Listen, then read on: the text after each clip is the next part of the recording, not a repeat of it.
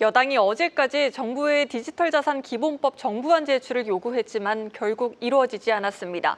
한국은행과 금융위간 주요 쟁점 조율이 마무리되지 않으면서 제출이 무산된 건데요.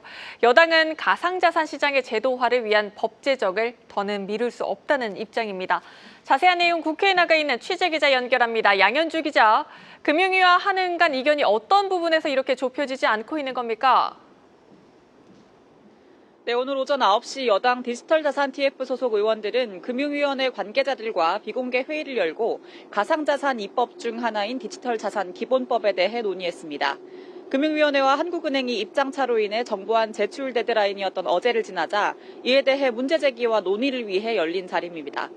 막판까지 남은 핵심 쟁점은 원화 스테이블 코인 발행 주체와 협의체 구성 방식입니다. 한국은행은 은행 지분이 51%를 넘는 컨소시엄의 발행을 우선 허용해야 한다는 입장이고, 금융위원회는 핀테크 기업 등 비은행권에도 발행을 허용해야 한다는 입장을 고수하고 있습니다. 협의체 구성 방식에서도 양측은 이견을 보이고 있습니다.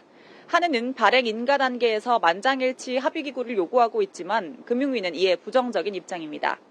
이날 회의에 참석한 여당 의원들은 가상자산 2단계 법안의 주요 쟁점을 두고 양측이 일정 부분 합의에 이르렀다고 전했습니다. 안도걸 의원은 발행 주체와 정책협의체 구성 및 운영에 관한 두 가지 쟁점에 대해 거의 합의가 이루어졌다고 언급했고, 민병덕 의원도 꽤 많이 진척됐고 곧 합의에 이를 수 있을 것이라는 얘기를 들었다고 말했습니다. 다만 어떤 방향으로 조율이 이루어졌는지에 대한 구체적인 내용은 TF 회의에서 보고되지 않은 것으로 전해졌습니다. 네, 일정 부분 합의에 이르렀다고는 하지만 실제로 어떤 부분에서 조율이 이루어졌는지는 아직 확인되고 있지 않은 상황입니다.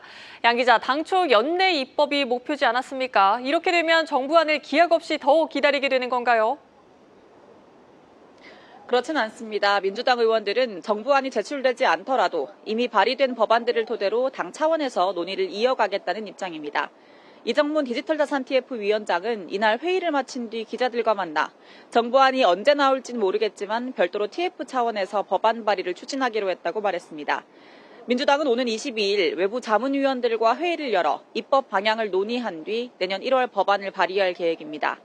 한편 이날 일부 여당 의원들은 한국은행에 대해 강도 높은 비판도 제기했습니다. 민병덕 의원은 은행이 51%를 차지해 최종적 의사결정권을 가지는 것은 순화해서 말해도 바람직하지 않다며 글로벌 정합성도 없고 다른 의도가 있는 게 아니냐 이렇게 지적했습니다. 지금까지 국회에서 한국경제TV 양현주입니다.